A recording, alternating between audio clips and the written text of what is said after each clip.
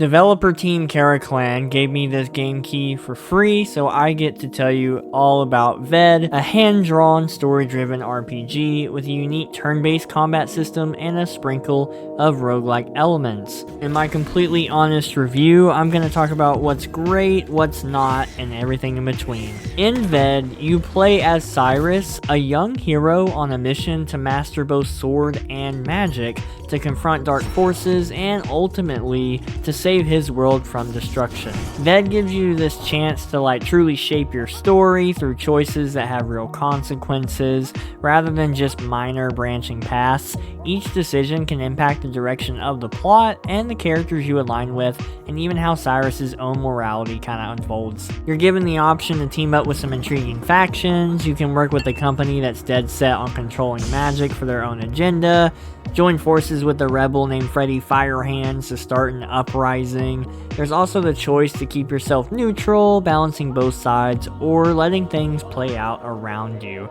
Every choice has its own risk and rewards, and there's a genuine feeling of autonomy as you navigate those paths. The game is set in two distinct realms. The human realm is a gritty neo-cyberpunk metropolis full of that familiar yet captivating dystopian feel. On the flip side, the magic realm is an ethereal, enchanting place filled with fae legends. Fairies, troglodytes, massive mushrooms, towering trees, just like a whole lot of mysticism. Now, the characters are definitely hit or miss for me. Some of them, like Mr. Timms or Cyrus, are really strong, memorable personalities that bring the world to life. Cyrus as the protagonist is compelling, and Mr. Timms has enough charm to make him stand out. And there's also fascinating characters like Scarlet Witch, who has a strong presence and adds mystery to the story. But, not every character reaches that level, and a lot of it comes down to the voice acting. The voice work in VED is very mixed. Some voice actors just are really great at bringing their characters to life. Others feel a bit flat, and it breaks immersion real bad and disrupts the flow of certain scenes. Now, this game uses a turn-based combat system that's unlike most that I've encountered.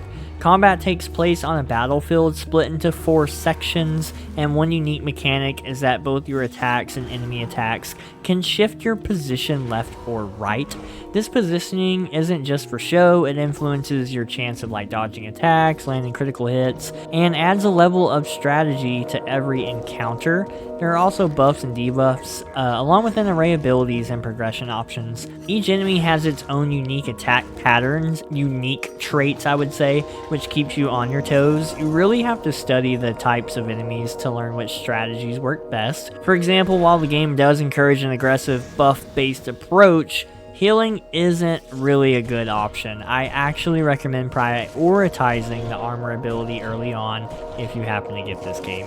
It's a refreshing take on turn-based combat where, planning and experimentation are key to victory. Now, they do describe it as having roguelike elements, but I say that's a bit of an overstatement. The battles do seem all predetermined, so it's not like a traditional roguelike. You have some risk-reward choices, like the ability to take on an advantage or disadvantage against an enemy to earn more energy or earn less energy. These elements add, a little variety, but, it's not really like a fleshed-out roguelike system. That said, the skill tree is genuinely satisfying to unlock over time. Accessing new skills feels impactful, and the game offers a good mix of dexterity, magic, and strength attributes. But here's where I have a small critique. VED gives you a lot of opportunities to boost all attributes, which makes it almost too easy to become well-rounded. Personally, I would have liked to see more limitations, forcing me to choose one primary attribute and specialize. Despite that, the skill differences are noticeable in combat, and you learn quickly which combinations work best through a bit of trial and error. Now, although there are many split story paths, the exploration is mostly linear, more akin to a visual novel with decision points than a true open world or, free roaming game. But this does work well with the story driven nature of the game. Portals often serve as points of progression, though you sometimes end up advancing the story unexpectedly without knowing if a portal is for the main quest or a side quest. For me, this added a nice element of commitment.